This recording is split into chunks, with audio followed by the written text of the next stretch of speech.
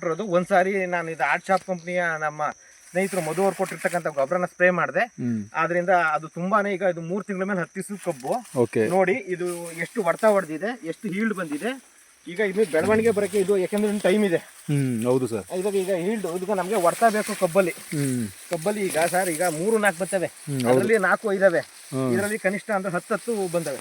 10 ಮರಿಗಳವೆ. 10 ಮರಿಗಳವೆ. ಇಲ್ಲೇ ನೋಡ್ ಬನ್ನಿ ಸರ್, ಇಲ್ಲೇ ನೋಡ್ ಬನ್ನಿ.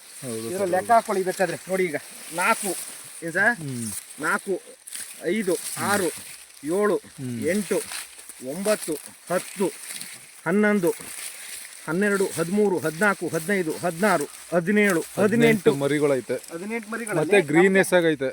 18 ಮರಿನೂ ಬರ್ತವೆ ಸರ್ ಇವು. ಹೌದು ಸರ್, ಹೌದು. 18 ಯಾಕೆ ಅಂತಂದ್ರೆ ಭೂಮಿಯಿಂದ ಅಷ್ಟು ಇದು ತಗೋತಾ ಇದೆ. ತಕೊಂಡು ಈಗ ಇದಾಗಿದೆ, ಬರ್ತಾ ಇದೆ. ಬರೀ ಸ್ಪ್ರೇ ಮಾತ್ರ ಮಾಡಿರೋದು ಮಾತ್ರ.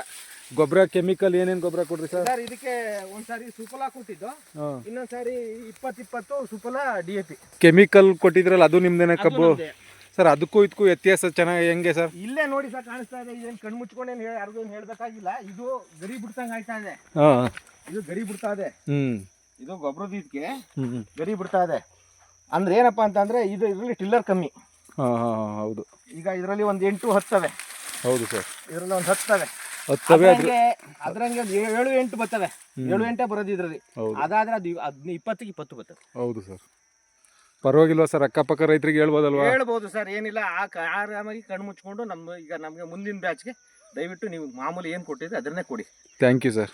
Thank you sir. ನಾವು ಅದಕ್ಕೇನು ತಲೆ ಕೆಡಿಸ್ಕೊಳಕ್ಕಿಲ್ಲ. ಯಾಕೆ ಅಂತಂದ್ರೆ